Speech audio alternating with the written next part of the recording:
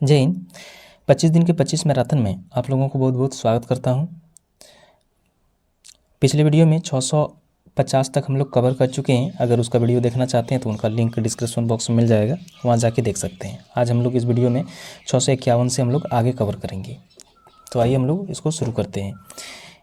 निम्न में से कौन सा जीव मत्स्य वर्ग से संबंधित है? इनमें से कौन सा जीव है? तो ये डॉग फिश जो है ये मत्स्य वर्ग से संबंधित है। डॉग फिश को स्क्वालिडोन भी कहते हैं। यह कॉर्डेटा संघ के मत्स्य वर्ग के अंतर्गत आता है, जबकि जेलीफिश लिंडोरिया संघ के अंतर्गत, सिल्वर फिश ऑर्थोपोडा संघ के अंतर्गत तथा स्टार फिश इकाइनोडर्मेंटा संघ के अंतर्गत आता है। तो इसका राइट आंसर हो जाएगा बी नंबर। आगे हैं, निम्नलिखित में से किसके हृदय में केवल 2 कक्ष होते हैं? इनमें से किसके हृदय में केवल 2 कक्ष होते हैं? तो ये रेहू मछलियाँ में 2 चैम्बर या कक्ष होते हैं। मछलियाँ का शरीर धारारेखित तथा नौकाकार होता है। पादपों के स्थान पर जोड़ीदार पखने के लिए तैरने के लिए होते हैं। इस श्वसन क्लोमो द्वारा होता है, यानी कि गिल्स के द्वारा। इनमें अशुद्ध रक्त पाया जाता है। बाह्य कणों का अभाव पाया जाता है। इनके शरीर का ताप जल के ताप के साथ साथ घटता पड़ता है, अर्थात मछलियां असमतापी भी होते हैं। तो इसका राइट आंसर हो जाएगा डी नंबर। आगे हैं, इनमें से कौन सा जंतु बाकी 3 से भिन्न है? इनमें से कौन सा जंतु है जो बाकी तीनों से भिन्न है? तो ये है समुद्री घोड़ा। मगरमच्छ, कछुआ और मेढक ट्रेटागोंडा के अंतर्गत आते हैं, जबकि समुद्री घोड़ा जो है मत्स्य वर्ग में रखा गया है। तो इसका राइट आंसर हो जाएगा बी नंबर। आगे, सबसे जहरीली मछली कौन सा है? इनमें से सबसे जहरीली मछली कौन सा है? तो इनमें से कौन सा है? तो ये पम्फर मछली है। अब है मानव शरीर, यानी कि मानव शरीर में पाचन तंत्र से हम लोग पहले इसको स्टार्ट करेंगे, देखेंगे।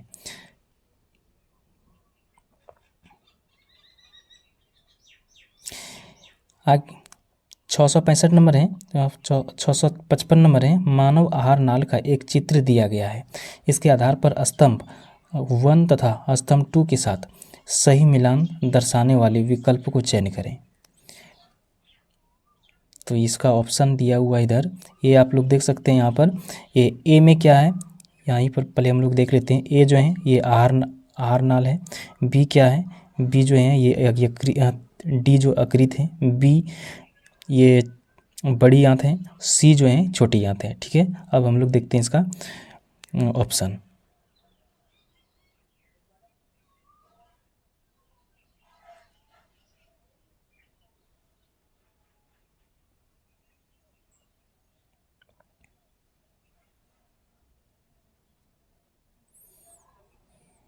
ये रहा ऑप्शन। ए में अंकुर भोजन जल का अवशोषण करता है। बी नंबर में लाम्बाई जंतुओं द्वारा खाए जाने वाले भोजन पर निर्भर करता है। और सी नंबर वसा के वाष्पीकरण में सहायता होता है। और 4 नंबर में जो है डी नंबर में पाचन नहीं होता है। तो इसमें से कौन सा हो जाएगा? तो ये हो जाएगा आपका बी नंबर हो जाएगा। तो ये किस तरह से सम्मिलित होगा?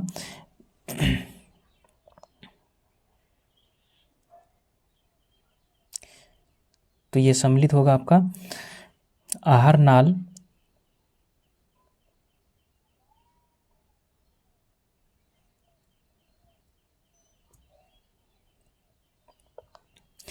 (656) नंबर है। लसिका आंतों में पचित और अवशोषित खाली जगह का परिवहन करती है। लसिका आंतों में पचित और अवशोषित खाली जगह का परिवहन करता है। क्या करता है? ये वसा का परिवहन करता है। लसिका आंतों में पचित और अवशोषित वसा का परिवहन करती है। आंत की लसिका प्रणाली आहार लिपिड के परिवहन के साथ साथ परीक्षण, निगरानी तथा अंतरालीय द्रव्यों को हटाने में महत्वपूर्ण भूमिका निभाती है। तो इसका राइट आंसर हो जाएगा सी नंबर। आगे हैं, निम्नलिखित चित्र मनुष्यों के दांतों के क्रमिक क्षय के विभिन्न चरणों को दर्शाते हैं। दांतों के क्षय से संबंधित निम्नलिखित कथनों में से एक के अलावा अन्य सभी गलत हैं। गलत कथन भी की पहचान कीजिए। तो इनमें से कौन सा हो जाएगा? तो ये हो जाएगा आपका ए नंबर। इनमें जीवाणु की कोई भूमिका नहीं होती है, यह विषाणु जनित होते हैं।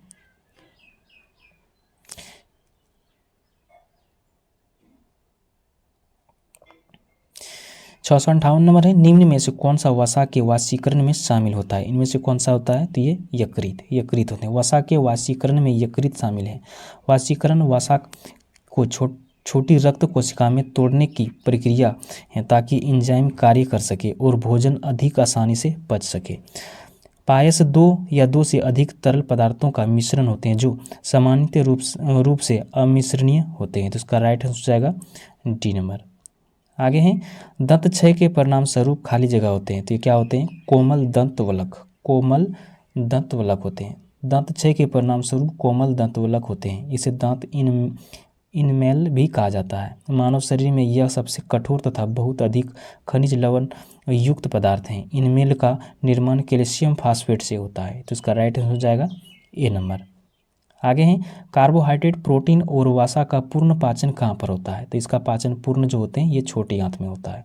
कार्बोहाइड्रेट, प्रोटीन और वसा पूर्णतः पाचन छोटी आंत में होता है। छोटी आंत पाचन तंत्र का एक महत्वपूर्ण अंग है।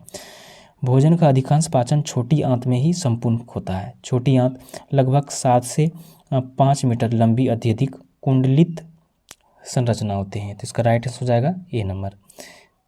आगे हैं, आहार में मौजूद वसा छोटी आंत में बड़ी गोलिकाएं क्यों बनाते हैं? तो इस क्यों बनाते हैं? तो क्योंकि वसा आमाशय में उत्पन्न जलयुक्त कर्दम के साथ अच्छी तरह मिश्रित नहीं हो पाते हैं, इसलिए। तो इसका राइट आंसर हो जाएगा बी नंबर। आगे हैं, एक वयस्क मनुष्य के मुख में केवल खाली जगह कृंतक होते हैं। तो कितने होते हैं? तो ये 8 कृंतक दांत होते हैं। एक वयस्क मनुष्य में मुख में 4 प्रकार के कुल 32 दांत होते हैं। दांतों के वर्गीकरण की सूची निम्नलिखित है। इसका सूची जो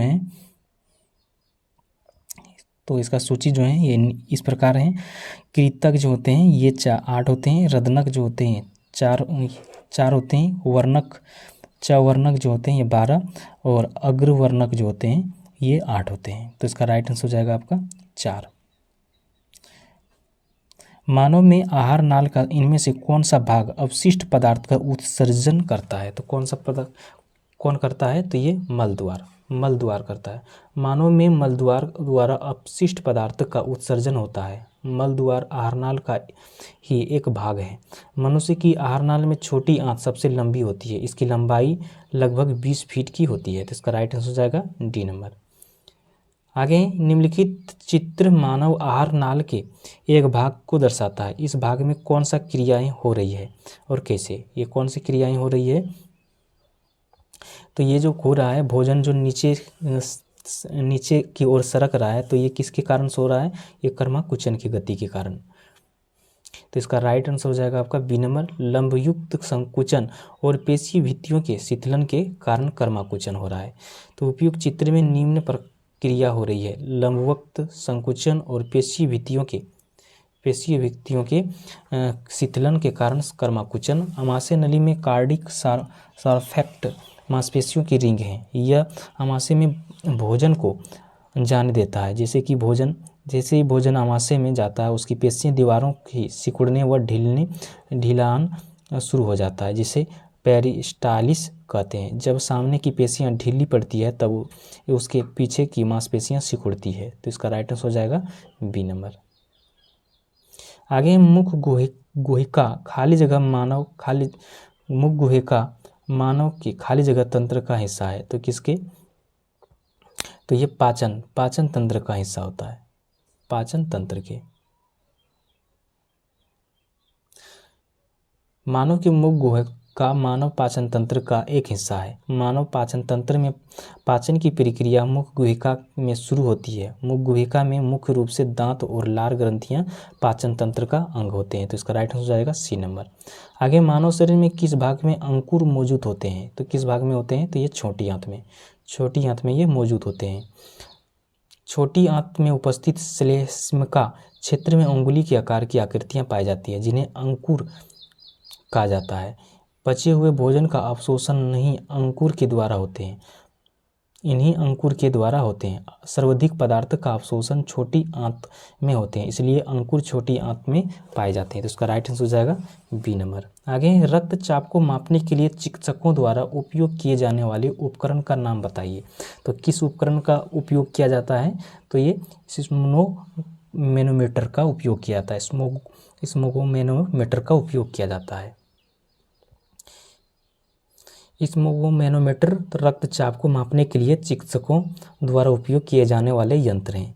ये कार्डियोग्राफ द्वारा हृदय की जांच, स्टेथोस्कोप द्वारा लंग्स में होने वाली आवाज़ तथा स्पाइरोमीटर द्वारा लंग्स की क्षमता को बेहतर बनाया जाता है। तो इसका राइट आंसर हो जाएगा बी नंबर। पित्तरस के कार्य नीचे दिए गए हैं, उस विकल्प का चयन करें जो पित्तरस का कार्य से संबंधित नहीं है, तो उसको चुनना है। तो ये हो जाएगा आपका बी नंबर। इसमें प्रोटीन को पचाने वाले एंजाइम होते हैं जो प्रोटीन के पचाने में सहायक होता है। तो इसका राइट हो जाएगा बी नंबर। पित्त रस में प्रोटीन पाचक एंजाइम नहीं पाया जाता है और न ही प्रोटीन के पचने में सहायक होता है, अतः विकल्प बी हो जाएगा राइट आंसर। आगे निम्न में से कौन सा पाचक एंजाइम लार में पाया जाता है? इनमें से कौन सा पाचक रस है जो लार में पाया जाता है? तो ये है इमाइलेज। इमाइलेज पाचक एंजाइम लार में पाया जाता है। इमाइलेज स्टार्च, पॉलीसेकेराइड और जटिल कार्बोहाइड्रेट में बंधनों को सरल शर्करा को अवशोषित करने के लिए आसान बनाने के लिए जिम्मेदार हैं। तो इसका राइट आंसर हो जाएगा डी नंबर। आगे निम्न में से किस जीव को छोटी आंत अपेक्षाकृत लंबी होती है? तो किस जीव की होती है?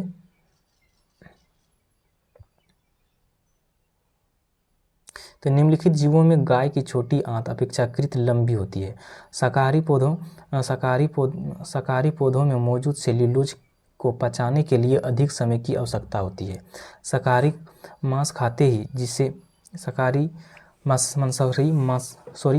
मांस खाते ही जिसे पचाने में कम समय लगता है, इसलिए उनकी छोटी आंत जो है वो छोटी होती है। आगे निम्न में से कौन सा आमाशय में बनने वाले एक प्रोटीन पाचक एंजाइम है? इनमें से कौन सा है? तो ये पेप्सिन। पेप्सिन आमाशय में बनने वाले एक प्रोटीन पाचक एंजाइम है। पेप्सिन प्रोटीन के प्रोटोजन तथा पेप्टोज में बदल देता है। आमाशय उदरगुहा में बाईं ओर स्थित एक खोखली द्विपालिका थैली जैसी रचना होती है। इसकी लंबाई लगभग 30 सेंटीमीटर होती है।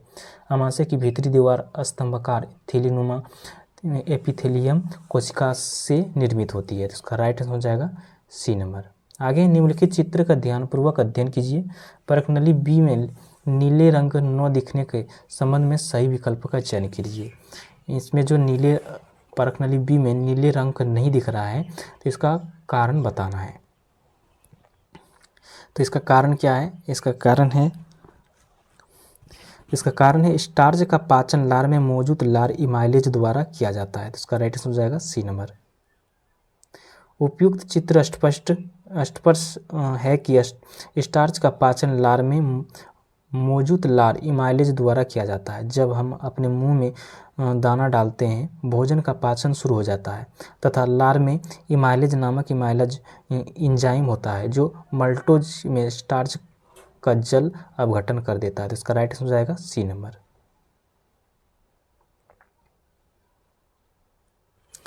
आगे मनुष्यों में छोटी आंत में मौजूद अंकुरों की कुछ विशेषताएं नीचे दी गई हैं।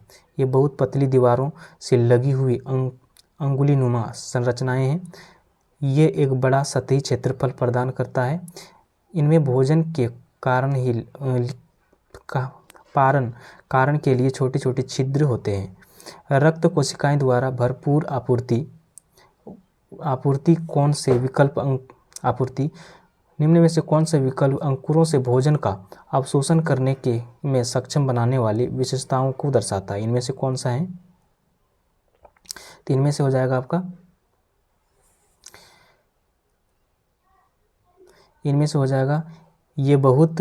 ये बहुत पतली दीवारों से लगी हुई अंगुलीनुमा संरचनाएं होते हैं। फिर ये एक बड़ा सतही क्षेत्रफल प्रदान करता है। फिर ये हो जाएगा इनमें भोजन के पारण के लिए छोटे छोटे छिद्र होते हैं। तो इसका राइट हो जाएगा बी नंबर। आगे खाली जगह बड़ी वसा गोलिकाओं के आकार को संकुचित करता है, जिसमें एंजाइम अधिक प्रभावी ढंग से काम करता है। तो कौन? तो ये पित्त लवण होते हैं। पित्त लवण बड़ी वसा गोलिकाओं के आकार को संकुचित करता है, जिससे एंजाइम अधिक प्रभावी ढंग से काम करते हैं। पित्त पाचन में सहायता करता है। यह वसा को वाष्य अम्लों में विघटित करता है, जिसे बाद में पाचन तंत्र द्वारा शरीर में ले जाया जा सकता है। वसा के पाचन के दौरान पित्त एक वाष्यीकरण के रूप में कार्य करता है, जो वसा के बड़े गोलिकाओं को विघटित करने में सहायता करता है और वसा को पचाने वाले एंजाइमों को कार्य करने और वसा को तेजी से पाचन के लिए एक बड़ा क्षेत्र प्रदान करता है। तो इसका राइट आंसर हो जाएगा ए नंबर। आगे जठर रस में डुबोने पर पीएच पेपर का रंग कैसा हो जाएगा? जठर रस में डुबोने पर पीएच पेपर का रंग कैसा हो जाएगा? तो ये लाल हो जाएगा। जठर रस में डुबोने पर पीएच पेपर का रंग लाल हो जाता है। जठर रस का पीएच मान 1.2 होता है, जो कि दृढ़ अम्ल होते हैं, तथा पीएच मान अर्थात नीले लिटमस पेपर को लाल कर देता है। तो इसका राइट आंसर हो जाएगा बी नंबर। आगे दंत क्षय किस पीएच स्तर पर शुरू होता है? तो ये किस पीएच स्तर पर ये शुरू होता है? तो पीएच मान 5.5 होने पर दांतों का क्षय प्रारंभ होता है। पीएच मान 0 से 14 होता है। 7 से कम पीएच मान अम्ल तथा 7 से अधिक पीएच मान क्षार का निर्धारण करता है। आगे है लार इमाइलेज खाली जगह के पाचन में मदद करता है। लार इमाइलेज खाली जगह में पाचन में मदद करता है। किसमें करता है? ये स्टार्च में। लार में इमाइलेज एंजाइम होता है, जो स्टार्च को मल्टोज और डेक्सट्रोज में तोड़ देता है, जिसमें भोजन का पाचन पेट में पहुंचने से पहले ही मुंह के अंदर होता है। तो इसका राइट आंसर हो जाएगा डी नंबर। आगे है लार में मौजूद निम्न में से कौन सा एंजाइम स्टार्च के जटिल अणु को सरल शर्करा अणु में विघटित कर देता है? तो कौन करता है? तो लार इमाइलेज करता है। लार में मौजूद इमाइलेज एंजाइम स्टार्च के जटिल अणु को सरल शर्करा अणु में विघटित कर देता है। इमाइलेज कार्य जो है इसका लाइपेज वसाओं को हाइड्रोलाइसिस में सहायक तरह कार्य करता है। ट्रेप्सिन जो है प्रोटीन का पाचन में सहायक करता है। पेप्सिन जो है प्रोटीन को पेप्टाइड में बदलने का कार्य करता है। तो इसका राइट आंसर हो जाएगा ए नंबर। आगे है मनुष्य के आमाशय में कौन सा अम्ल बनता है? मनुष्य के आमाशय में कौन सा अम्ल बनता है? तो ये बनता है HCl हाइड्रोक्लोरिक अम्ल बनता है। मनुष्य के आमाशय में हाइड्रोक्लोरिक अम्ल बनता है। यह खाद्य कणों को मौजूद हानिकारक बैक्टीरिया के नष्ट करता है तथा भोजन को अम्लीय बनाता है। आमाशय एक प्रमुख पाचक अंग है, जो डायफ्राम के नीचे उदर गुहा के बाईं ओर स्थित होता है। तो इसका राइट हो जाएगा डी नंबर। आगे निम्न में से क्या आहार नाल में अम्लीय आहार को क्षारीय में परिवर्तित करता है? तो कौन करता है? तो ये पित्त रस करता है। पित्त रस प्रत्यक्ष रूप से भोजन के पाचन में भाग नहीं लेता है, लेकिन इसमें विभिन्न प्रकार के रसायन होते हैं जो पाचन क्रिया में सहायक होते हैं। पित्त रस के महत्वपूर्ण कार्य हैं।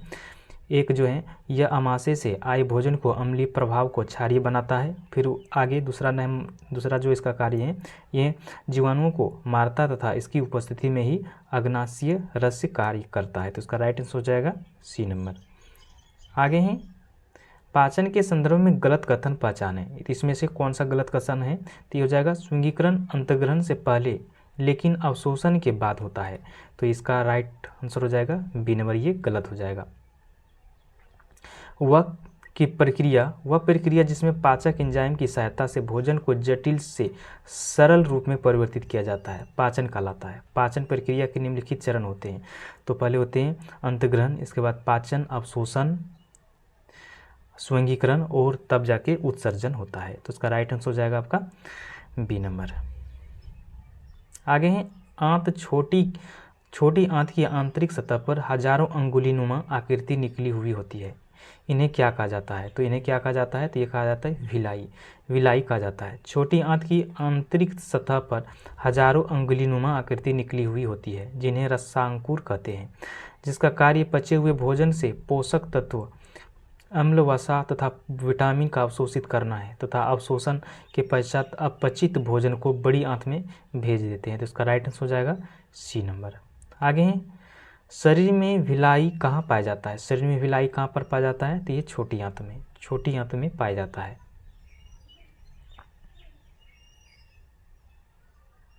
आगे छोटी आंत के आंतरिक परत में कई अंगुलियों जैसे प्रवर्धक यानी रचनाएं होती हैं, जिन्हें कहा जाता है, इन्हें क्या कहा जाता है? तो ये कहा जाता है विलाई, विलाई कहा जाता है। आगे उस एंजाइम का नाम बताइए जिसका प्रयोग प्रोटीन को पेप्टाइड में रूपांतरित करने के लिए किया जाता है। तो उसका क्या नाम है? तो उसका है पेप्सिन, पेप्सिन है। पेप्सिन उन स्थितियों में भोजन के पाचन में मदद करता है जहां पाचन तंत्र भोजन को पचाने के लिए पर्याप्त एंजाइम का निर्माण नहीं करता है।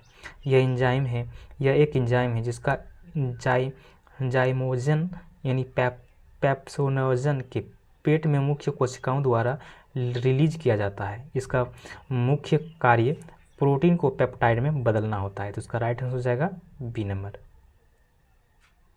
आगे हमारी जिह्वा पर कौन सा अभिग्राही स्थित होते हैं? तो कौन सा होते हैं? तो ये रस संवेदी होते हैं। जीभ मुख के तल पर एक पेशी होते हैं जो भोजन के चबाने और निगलने आसान बनाती है। यह स्वाद अनुभव करने का प्रमुख अंग होता है। हमारे जिह्वा पर रस संवेदी रिस्पोर्ट्स पाए जाते हैं जो स्वाद के प्रति संवेदनशील तंत्रिका कोशिकाएं होते हैं। ये कोशिका भोजन में रसायनों के प्रति संवेदनशील होते हैं। जीव मूल रूप से 4 प्रकार के स्वाद के प्रति संवेदनशील होते हैं: नमकीन, खट्टा, कड़वा और मीठा। तो इसका राइट आंसर हो जाएगा सी नंबर। आगे ही सामान्य परिस्थिति में अम्ल की अभिक्रिया से पेट का अंदरूनी परत को बचाने का कार्य कौन करता है? तो कौन करता है? तो ये बलगम करता है। अम्ल की अभिक्रिया से पेट के अंदरूनी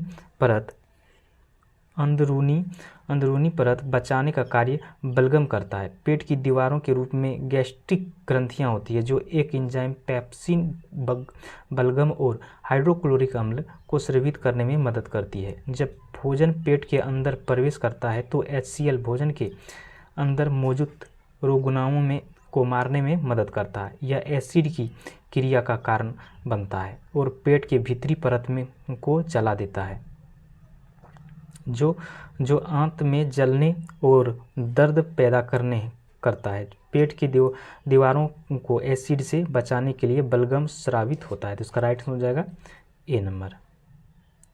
आगे निम्न में से किस पशु में छोटी आंत सबसे छोटी होती है? किस पशु में? तो इस शेर में। शाकाहारियों में अपेक्षा मांसाहारी जंतुओं में आंत छोटी होते हैं। शाकाहारियों में सेल्यूलोज के पाचन में ज़्यादा समय लगता है क्योंकि एंजाइम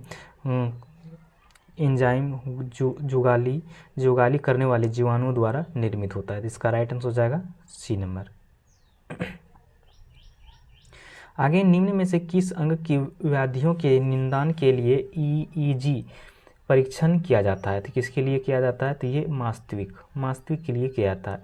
इलेक्ट्रोएन्सेफेलोग्राफ यानी EEG तकनीक की मदद से मास्तविक की गतिविधियों के आधार पर मानसिक अवस्था की सामान्य और असामान्य स्थिति का पता लगाया जाता है। इसके द्वारा न्यूरॉन्स की इलेक्ट्रिकल गतिविधियों को रिकॉर्ड किया जाता है। तो इसका राइट आंसर जाएगा ए नंबर। आगे निम्न में से कौन सा अंग पित्त रस स्रावित करता है? तो कौन सा करता है? तो ये यकृत करता है। यकृत मानव शरीर का सबसे बड़ी ग्रंथि है जो डायफ्राम के नीचे उदर गुहा में स्थित होते हैं। यकृत कोशिकाएं एक विशिष्ट प्रकार की द्रव का स्रवण करती है जिसे पित्त रस कहते हैं। पित्त रस हरे पीले रंग का क्षारीय तरल पदार्थ होता है जो भोजन के अम्लीय माध्यम को क्षारीय बनाता है। इसमें कोई पाचक एंजाइम नहीं होता है। यह भोजन में उपस्थित बैक्टीरिया को नष्ट करता है तथा वसा का वाष्पीकरण करता है। तो इसका राइट आंसर हो जाएगा ए नंबर। आगे ही मानव में पित्त का स्राव होता है। मानव में पित्त का स्राव कहाँ से होता है? तो ये यकृत में होता है। बाइबल का स्राव होता है, ये किससे होता है? तो ये जिगर से ये होता है। आगे मानव पाचन तंत्र में खाली जगह से पित्त का स्राव होता है। तो कहाँ से होता है? ये यकृत से होता है। शरीर के किस भाग में पित्त रस यही बाइल जूस का उत्पादन होता है? तो कहाँ से होता है? तो ये यकृत से होता है। आगे है, कौन सा पदार्थ पित्ताशय में संग्रहित और संकेंद्रित होता है? तो कौन सा होता है? तो ये होते हैं पित्त होता है। मानव शरीर में कौन सा अंग पित्त रस का उत्पादन करता है? कौन सा अंग पर करता है? तो ये करता है यकृत करता है। पाचन के बाद प्रोटीन खाली जगह परिवर्तित हो जाता है। तो किस में परिवर्तित हो जाता है? एमिनो अम्ल में। पाचन के पश्चात प्रोटीन एमिनो अम्ल में परिवर्तित हो जाता है। पूर्णतः विखंडन पर शुद्ध प्रोटीन के अणु सरल अमीनो अम्ल के अणुओं में टूटते हैं, अतः प्रोटीन अमीनो अम्ल के यौगिक होते हैं। तो इसका राइट आंसर हो जाएगा डी नंबर। आगे मानव इनमें से किसे नहीं पचा सकता है? इनमें से किसको नहीं पचा सकता है? तो सेल्यूलोज को नहीं पचा सकता है। सेल्यूलोज को पाचन मानव द्वारा नहीं किया जाता है। सेल्यूलोज पेड़ पौधे की कोशिका भित्तियों का प्रमुख अवयव है। हरे पेड़ पौधे में कोशिका भित्तियां सेल्यूलोज की बनी होती है। यह एक